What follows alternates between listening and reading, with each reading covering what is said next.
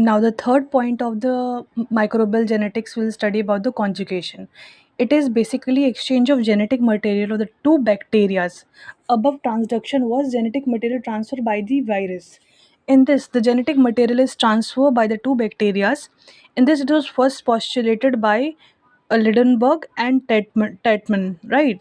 In E. coli. In this, the two bacteria, basically they form the sex pili, or in this, there's F positive and F negative, right? This is F positive and this is F negative. In this, they carry the gene.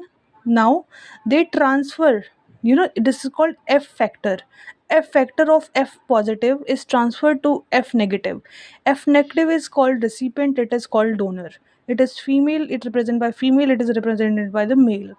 Now, the transfer of this F factor from the F positive to the F negative, and basically this tube here is like 2.5 micrometer. It is called, sex pili, as we have studied. Now, this form S positive and F positive after recombination by the F factor conjugation. Now the step is written through sex pili conjugation tube. We also say this as a conjugation tube. The DNA has passed through this donor to recipient, and after the conjugation tube establish the F factor prepared for the application by rolling the circular mechanism.